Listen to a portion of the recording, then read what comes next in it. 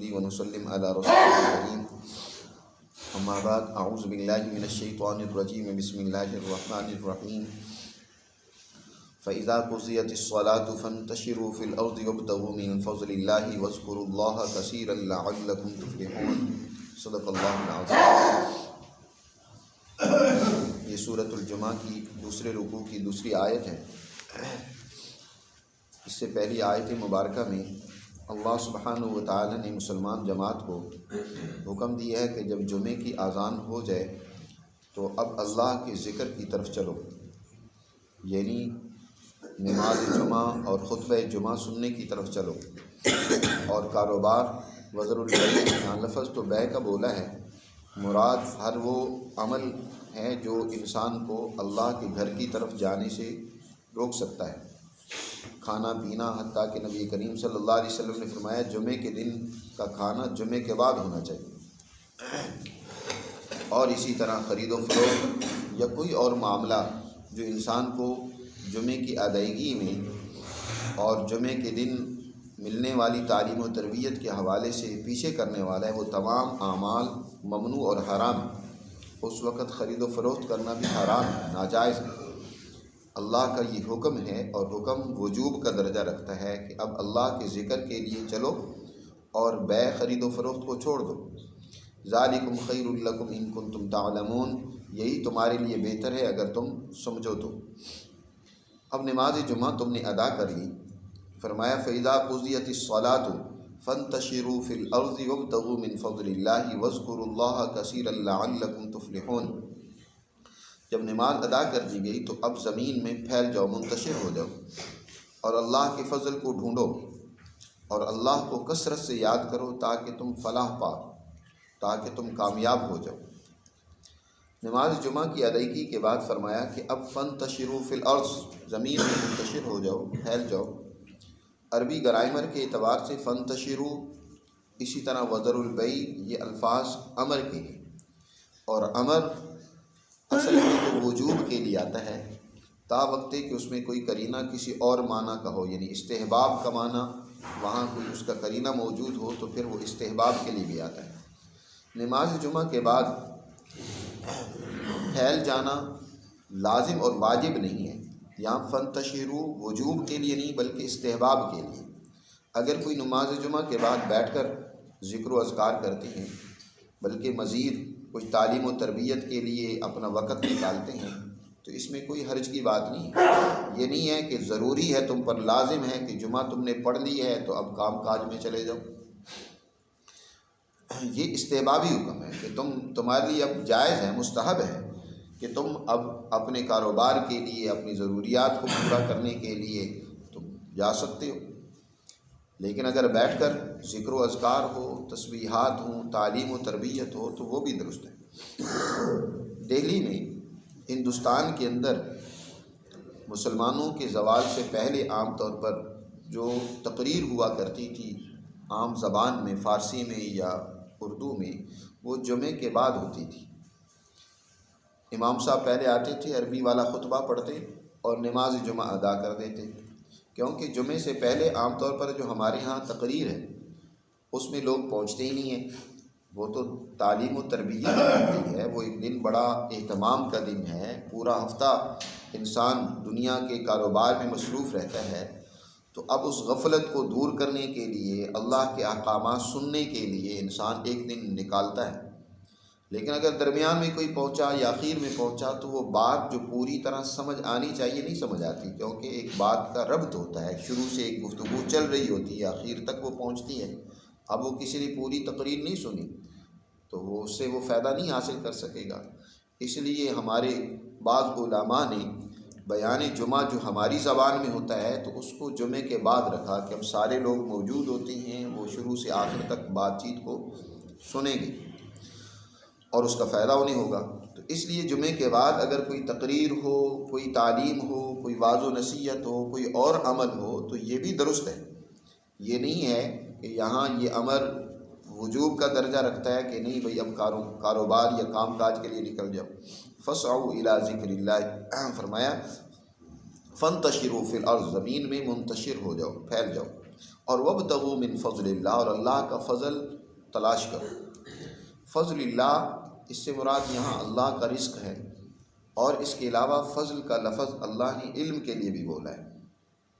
علم کے لیے بھی فضل کا لفظ آتا ہے کہ اے اللہ ہمارے علم میں اضافہ فرما، وہ بھی فضل الہی، جیسے رزق اللہ کا فضل ہے۔ یہاں دو لفظ قرآن میں استعمال ہوئے ہیں، ایک کسب اور ایک فضل۔ کسب کا لفظ عام طور پر استعمال ہوا ہے انسان کی اعمال کے حوالے سے، کوئی اچھا برا عمل ہے تو وہ در حقیقت انسان کا کسب ہے، انسان کی اپنی محنت ہے، انسان کا اپنا عمل ہے۔ اچھا عمل کرتا ہے تو اس کے پیچھے بھی اس کا کسب شامل ہوتا ہے، برا عمل کرتا ہے تو اس کے پیچھے بھی اس کا کسب شامل ہوتا ہے۔ تو اعمال اچھے برے وہ در حقیقت انسان کی محنت کا نتیجہ ہیں، وہ انسان کا کسب ہے۔ لیکن رزق اور مال و دولت یاد رکھو، یہ کسب کے نتیجے میں نہیں ہے، بلکہ یہ در حقیقت فضل الہی ہے، اللہ کا فضل ہے، اور اللہ اپنے اس فضل کو بندوں پر تقسیم کرتا ہے۔ دوسری جگہ پر فرمایا اللہ یبسط الرزق لمن یشاء ویقدر، اللہ جن کے لیے چاہتا ہے رزق کو فراخ کر دیتا ہے، اور جن کے لیے چاہتا ہے تنگ کر دیتا ہے۔ یہ فضل الہی ہے، اللہ کا فضل ہے۔ تو فضل الہی کا ابتغاء کرو۔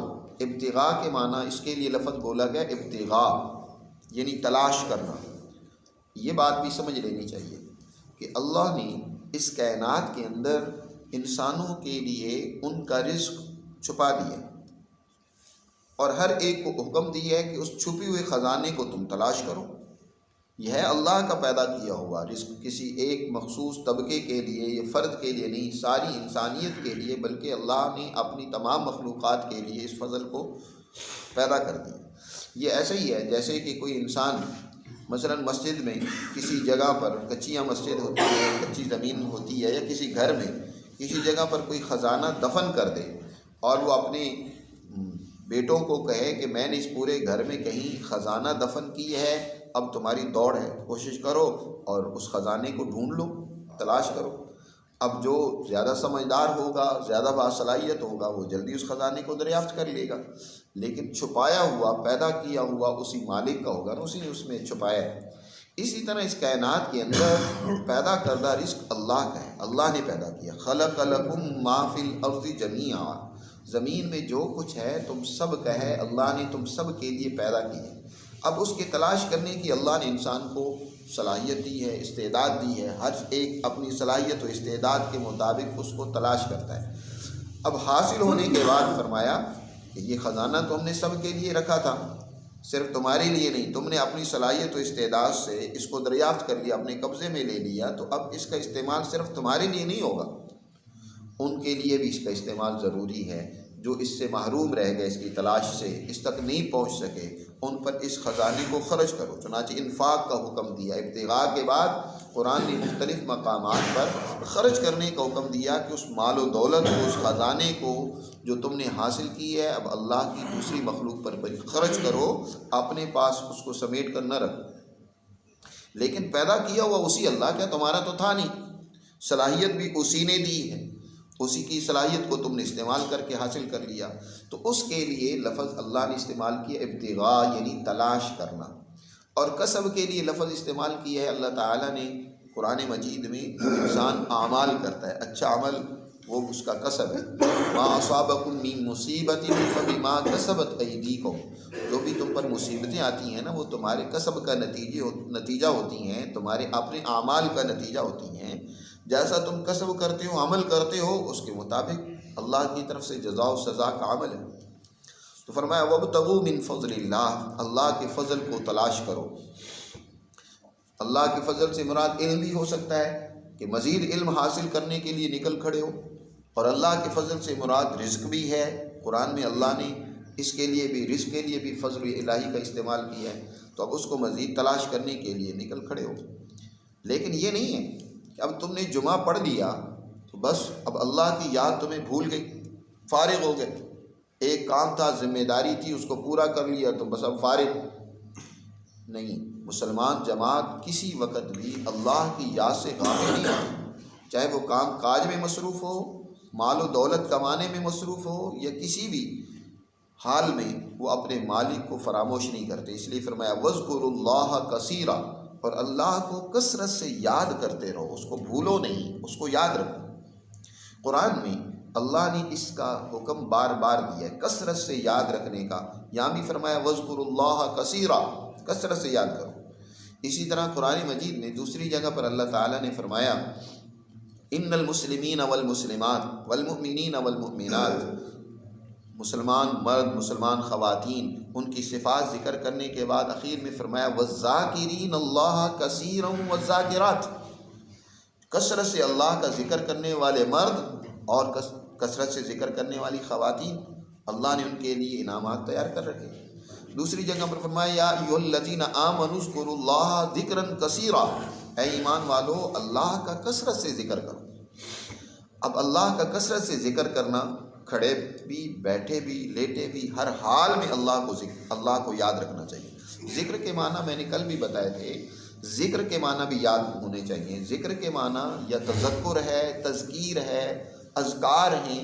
اس کا معنی ہوتا ہے کسی بھولی ہوئی چیز کو یاد کرنا۔ ایک چیز موجود ہے لیکن وہ تم بھول چکے ہو، تمہارے ذہنوں سے اوجھل ہو چکی ہے، اس کو یاد کرنا، یہ در حقیقت ذکر کہلاتا ہے۔ تذکرہ، تذکیر، یاد دلانا۔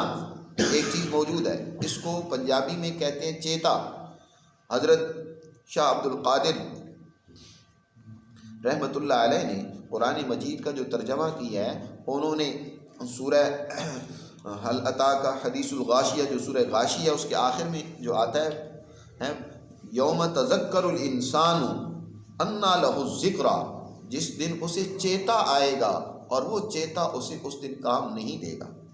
یعنی چیتا اس کا ترجمہ کیا ہے، کل قیامت کے دن اسے چیتا آئے گا کہ دنیا میں میں نے کیا کیا، میں نے یہ کام کیے، یہ خرابیاں کی، یہ برائیاں کی، یہ زیادتیاں کی، لیکن اس پر پچھتاوا بھی اسے ہوگا، لیکن اس دن کا وہ چیتا اسے کام نہیں دے گا۔ وہ اس دن کا تذکر اور یاد کرنا، تو گویا تذکر اور ذکر کا معنی انہوں نے چیتا کیا۔ چیتا ہوتا ہے جو پہلے سے چیز معلوم ہو لیکن انسان کو بھولی ہوئی ہو، پھر چیتا آ جائے کہ بھائی یار وہ چیز تو اس طرح تھی۔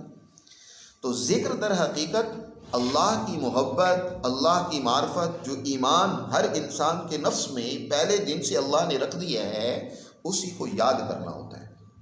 تو کثرت سے اللہ کو یاد کرنا، اس کا سب سے ذکر الہی کا سب سے بہترین طریقہ تو قرآن مجید ہے۔ کل بھی درس میں ذکر کیا تھا کہ قرآن خود اللہ کا ذکر ہے، اس لیے اس کو ذکر کے لفظ سے تعبیر کیا گیا ہے انا نحن نزلنا الذکر، ہم نے اس ذکر کو نازل کیا ہے اور ہم ہی اس کے محافظ ہیں۔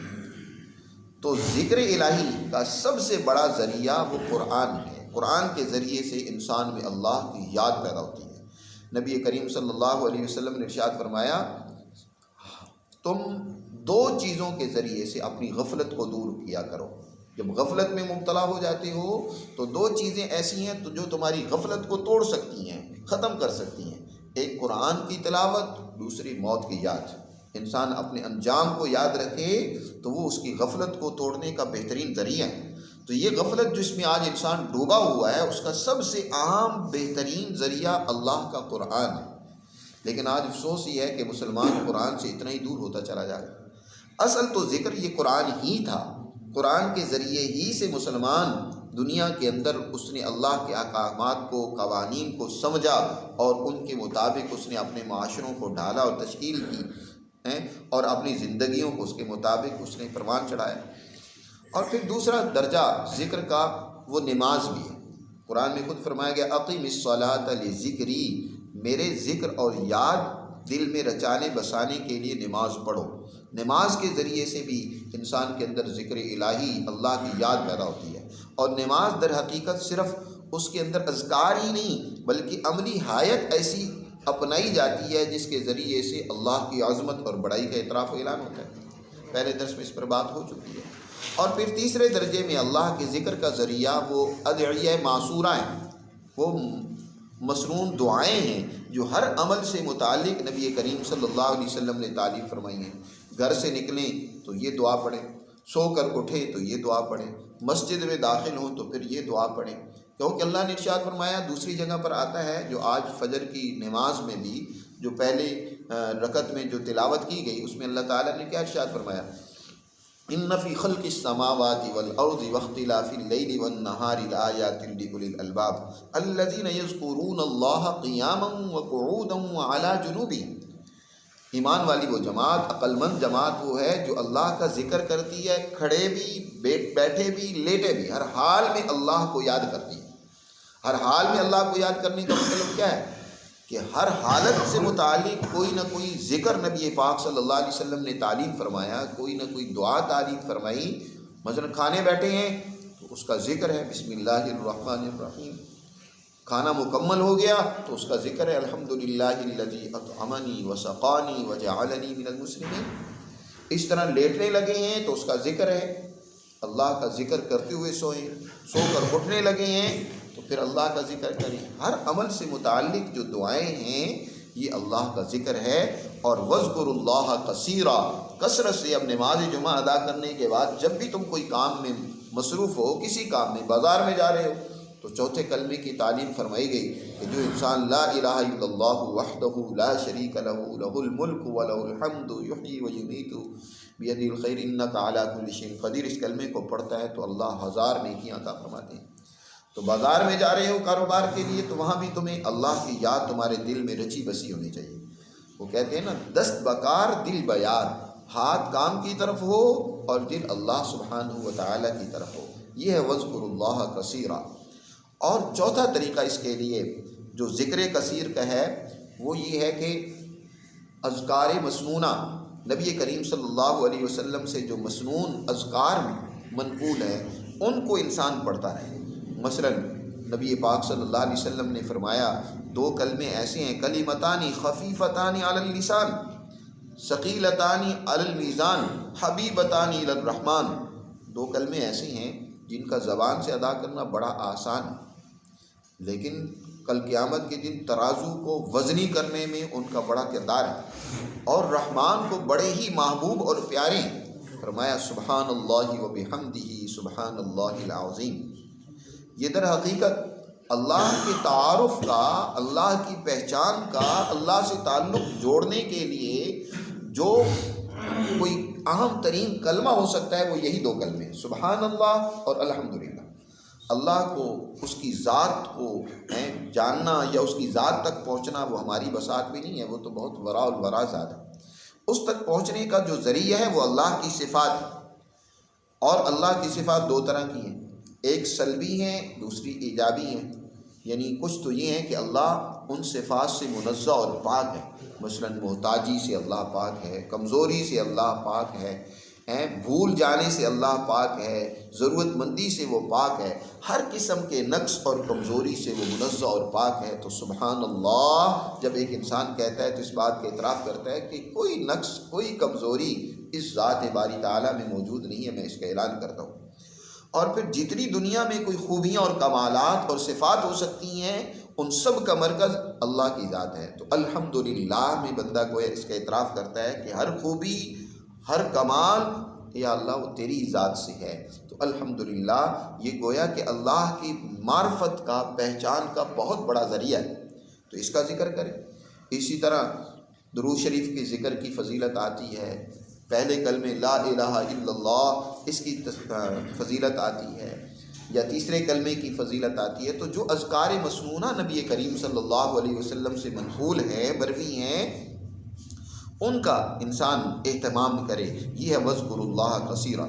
اور 5واں درجہ یہ ہے جو ہمارے دنیا میں جو ہے اہل سلوک نے، اہل تصوف نے انسانی قلوب اور نفوس کی تربیت و اصلاح کے لیے کچھ مخصوص طریقہ کار یا اذکار متعین کی ہیں۔ ان کی حیثیت اس طرح ہی سمجھنی چاہیے جیسے کہ ایک ماہر طبیب ہوتا ہے، اس کے پاس مختلف مریض آتے ہیں، بیمار آتے ہیں، تو ہر ایک کی نبض کو، اس کی بیماری کی تشخیص کر کے، اس کی نبض کو پہچان کر کے اس کو ایک مخصوص نسخہ دیتا ہے، دوا دیتا ہے۔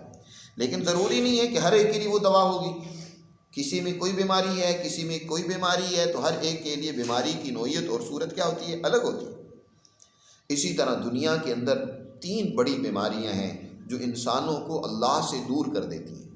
ایک تو ہے حب جاہ، دنیا کے اندر اپنی برتری، بلندی چاہنا، اپنے عہدے اور اپنے غلبے کی فکر ہر انسان میں ہوتی ہے کہ وہ تفوق کا خواہش مند ہوتا ہے، لیکن اس حب جاہ کے نظریے کے اندر دوسرے کی تذلیل کرنا، دوسرے کو حقیر بنانا، دوسرے کے درجے کو کم تر کرنا، یہ انسانیت کی شایان نشان نہیں ہے۔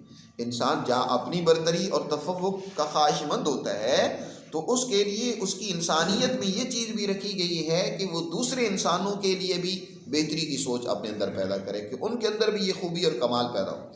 حضرت الامام شاہ ولی اللہ رحمۃ اللہ علیہ نے انسان کے جو کمالات ذکر کیے ہیں، جن کی بنیاد پر وہ دوسری مخلوقات سے ممتاز ہوتا ہے، ان میں سے ایک ہے رائے کلی، کہ انسان کے اندر انسانیت کی سوچ موجود ہوتی ہے، ساری انسانیت کی بھلائی کا جذبہ اور سوچ موجود ہوتی ہے۔ تو انسان کے اندر حب جاہ پیدا ہو جائے، اپنا فخر پیدا ہو جائے، بڑائی پیدا ہو جائے اور دوسروں کو ذلیل کرنے لگ پڑے، یہ بہت بڑی بیماری ہے جو انسان کو اللہ سے دور کر دیتی ہے۔ اسی طرح حب مال، بہت سارے لوگوں کے دلوں میں مال کی ایسی محبت پیدا ہو جاتی ہے کہ اس کے لیے اپنی عزت کو بھی نیلام کر دیتے ہیں، اس مال کی تحصیل کے لیے ہر غلط طریقہ اختیار کرتے ہیں۔ پیچھے جو اللہ نے فرمایا وَابْتَغُوا مِن فَضْلِ اللَّهِ، اللہ کے فضل کو ڈھونڈو، یاد رکھو حرام طریقے سے مال حاصل کرنا اور حلال طریقے سے مال حاصل کرنا، اس میں صرف فرق پیچھے جذبے کا اور طریقہ کار کا ہے۔ اگر انسان کے اندر مال کی محبت کا جذبہ موجود ہے اور اس نے اس کے لیے ہر غلط طریقہ، درست طریقہ جو بھی ہو سکتا ہے اس کو اپنایا ہے، غلط طریقے کو بھی وہ اپنا لیتا ہے، مال آنا چاہیے چاہے وہ درست طریقے سے ہے یا غلط طریقے سے ہے، تو یہ اس کے لیے تباہی و بربادی کا ذریعہ ہے۔ اس کی مثال یوں سمجھیں، جیسے کہ مثال کے طور پر کینچی امر سدو پر کسی نے وہاں کوئی دولت بانٹ رہا ہے، وہاں دولت تقسیم ہو رہی ہے، اور اس کو کہا گیا کہ اگر تم اس راستے سے جا کر دولت لو گے تو یہ تو تمہارے لیے ٹھیک ہے، لیکن اگر تم نے وہ راستہ اختیار کیا تو وہ تمہارے لیے ٹھیک نہیں۔ اب اس نے جو دور کا راستہ یا غلط راستہ اختیار کیا ہے اس مال کو لینے کے لیے، وہ حرام کہلائے گا۔ مثلا اللہ نے مال و دولت جو اس کے لیے متعین ہے، جو اس نے اس کو دینی ہے، جو تقسیم کر رہا ہے اللہ کی ذات، اس کو حاصل کرنے کا ایک تو درست طریقہ کار ہے اور ایک وہ طریقہ کار ہے جو غلط ہے۔ تو اگر انسان غلط طریقہ کار کو اختیار کرے گا، وہ دولت تو اس کو ملنی ہی ہے، جو اللہ نے اس کے لیے پیدا کی ہے وہ اس کا حصہ ہے، اس کو ملنی چاہیے۔ اگر نہیں اس کو ملے گی تو اللہ نے اپنے نائبین کو حکم دیا کہ وہ دولت اپنے بندوں میں، اللہ کے بندوں میں منصفانہ طریقے سے تقسیم کریں، اس کو ملنی چاہیے۔ لیکن ایک آدمی وہ مال کی محبت میں ایسا مبتلا ہوا، اندھا ہوا کہ اس نے اس جائز اور درست راستے کو نہیں اختیار کیا، غلط طریقے اور راستے کو اختیار کیا اور مال و دولت حاصل کرنے دوڑ پڑا، تو وہ اس کے لیے ناجائز ہو جائے گی، حرام ہو جائے گی۔ تو مال کی محبت انسان کو ناجائز طریقوں کی طرف لے جاتی ہے، تو یہ ایک بیماری ہے۔ اسی طرح تیسری بیماری جو انسانوں کو اللہ سے دور کرنے کا ذریعہ بنتی ہے وہ خواہشات نفس ہے، جنسی خواہشات ہے۔ ایک انسان جنسی خواہشات سے اتنا مغلوب ہو گیا کہ اس نے جائز ناجائز طریقے کو اس کی پرواہ نہیں کی، اپنی اس خواہش کو ٹھنڈا کرنے کے لیے، حیوانی جذبے کو ٹھنڈا کرنے کے لیے وہ غلط طریقے بھی اختیار کرتا ہے۔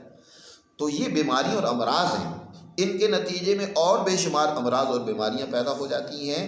تو ایک ماہر معالج، روحانی ماہر، جیسے کہ جسم کے ماہرین ہوتے ہیں، طبیب ہوتے ہیں، اور وہ انسان کی اس بیماری کو پہچان کر اس کے لیے کوئی نہ کوئی علاج تجویز کرتے ہیں، تو جو اولیاء اللہ ہوتے ہیں، سچے اولیاء اللہ، علماء ربانی، وہ در حقیقت انسان کے روحانی بیماری کو پہچان کر کے اس کے لیے کوئی نہ کوئی وظیفہ، کوئی نہ کوئی ذکر، کوئی نہ کوئی ورد، کسی آیت کا ورد اس کو بتا دیا جاتا ہے کہ تم نے اس آیت کا مراقبہ کرنا ہے، یا اللہ کے اس اسم کا اور نام کا تم نے مراقبہ کرنا ہے اور ذکر کرنا ہے، تو وہ در حقیقت ایک علاج کے طور پر ہوتا ہے۔ یہ 5واں درجہ ہے۔ شروع میں تو اولیاء اللہ نے یہ تصوف در حقیقت علاج کے طور پر اس کو اختیار کیا، لیکن آہستہ آہستہ آج یہ تصوف دکانداری بن گئی ہے۔ آج تصوف کے نام پر، پیری مریدی کے نام پر لوگوں نے دکانیں کھول رکھی ہیں، جہاں تربیت کا یا اللہ سے تعلق قائم کرنے کا یا انسانی ان امراض کے علاج کرنے کا کوئی وہاں طریقہ کار موجود نہیں ہے، بلکہ وہ خود بڑے بڑے امراض میں وہ اولیاء جو وہاں پیر بنے بیٹھے ہوتے ہیں، جو ولی بنے بیٹھے ہوتے ہیں، وہ خود دنیا کی محبت میں، خواہشات میں مبتلا ہوتے ہیں، ان کے دلوں میں اللہ کی اپنی محبت اور معرفت موجود نہیں ہوتی۔ تو یہ ایک خرابی کا طریقہ اب آج کے دور میں ہمارے ہاں پیدا ہو چکا ہے۔ سب سے بہترین اللہ کی یاد کا جو ذریعہ ہے وہ قرآن مقدس ہے، پھر دوسرے درجے میں نماز ہے، پھر تیسرے درجے میں ادیہ معصورہ ہے، اور پھر چوتھے درجے میں جو ہیں وہ مسنون اذکار ہیں۔ پھر پانچواں درجہ یہ ہے کہ کسی اللہ والے سے جا کر تعلیم و تربیت لینے کے لیے کوئی وہ ذکر بتائے تو اس کو انسان کرے۔ تو سب سے پہلے قرآن مقدس کو اپنا حرص جان بنائے۔ تو اللہ تعالیٰ یہاں ارشاد فرما رہے ہیں وَاذْكُرُوا اللَّهَ كَثِيرًا، اللہ کا کثرت سے ذکر کرو، لَعَلَّكُمْ تُفْلِحُونَ، تاکہ تم فلاح پا لو، کامیاب ہو جاؤ۔ فلاح کی تشریح بھی سمجھ لیں۔ فلاح عربی کا لفظ ہے جس کا معنی کیا ہے؟ ہم اس کا معنی کرتے ہیں اصل میں کامیابی۔ مراد اصل جو اس کا لغوی معنی ہے وہ ہے کسی چیز کو پھاڑ کے نکالنا۔ افلح، اس نے نکال لیا۔ عربی میں کاشتکار کو فلاح کہتے ہیں۔ عربوں میں تحریکیں چلتی رہتی ہیں، فلاح این کی تحریک یعنی کسانوں کی تحریک۔ تو فلاح کسان کو بھی فلاح اس لیے کہتے ہیں کہ وہ بھی زمین کے جگر